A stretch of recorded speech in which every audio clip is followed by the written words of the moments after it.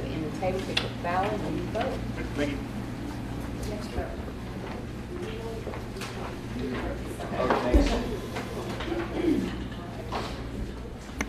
Good morning.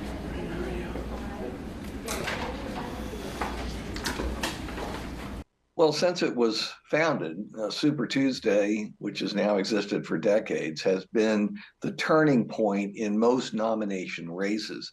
The truth is, we already know the identity of both the Democratic and Republican nominees. But every time you have a collection like this of 14 state primaries and a couple of states holding caucuses, you look to see whether anything has changed significantly. The odds are enormous that it hasn't. Biden and Trump will both continue on the road to the nominations, but it's worth looking at the variations among these very diverse states from coast to coast and from north to south. Win it big. We're going to win it bigger than ever before. We're going to do things that nobody believed. It's going to be more important even than 2016. I said earlier this week that no matter what happens in South Carolina, I would continue to run for president. I'm a woman of my word. There are probably only 3 states where Haley could really make a stand, not necessarily to win, but just to do better than she has been doing, maybe 40% or better. And that would be Virginia, Vermont, and Massachusetts. Now we see Trump siding with Putin, a tyrant and a dictator who kills his political opponents, who arrests journalists.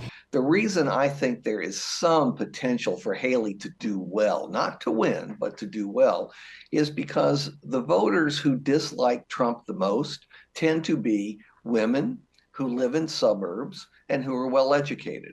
Well, boy, that defines Northern Virginia. It defines the Richmond suburbs. It defines suburbs like Virginia Beach and Hampton Roads, and they provide a large share of the vote in primaries.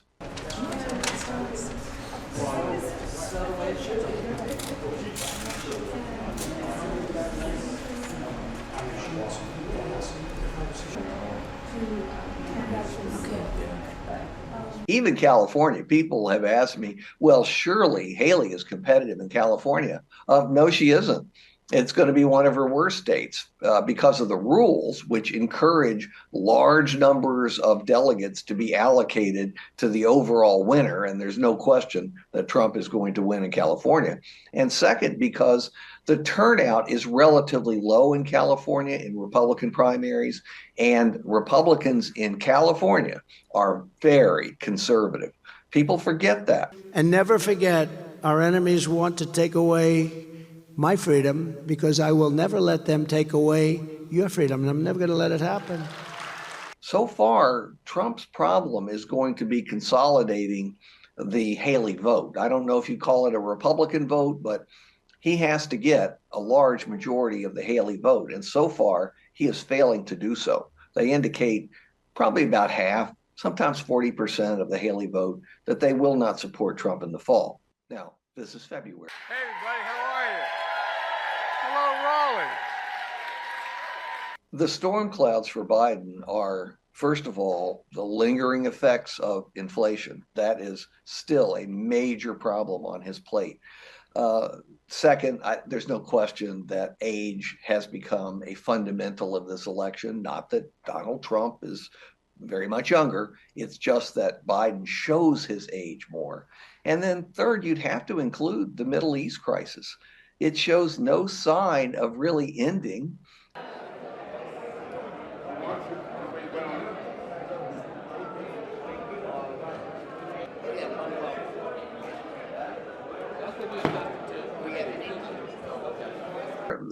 We live in a very partisan era, a very polarized era, but there are still 4 to 6% independents who are movable from one side to the other.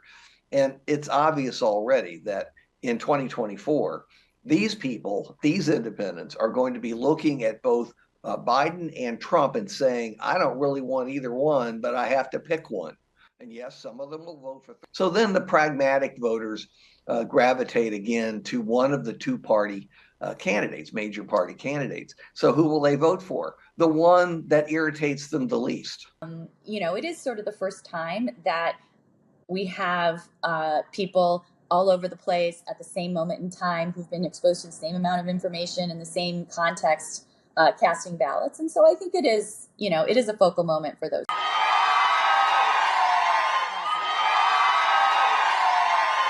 If for some reason the party would decide not to go with him or some unforeseen circumstance, she's in a very good position because she stayed in the race so long, because so many people have voted for her, to say, I am the logical choice. At some point, Trump is going to announce a running mate. Usually that happens at the convention, but he does everything unconventionally. And so who knows, maybe he's going to do that on Super Tuesday, maybe just after, and then that person might have a legitimate claim to say, I'm the heir apparent. He chose me. And that will complicate the path for Nikki Haley. So I could see wanting to stay in to be able to make the argument that, that person has gotten however many, fewer votes than me, but I've gotten this many people have said me. And so I could see the logic, if money's no object, for staying in, depending on her goals. God bless you. We appreciate you. Thank you so much. Thank you. Thank you so much.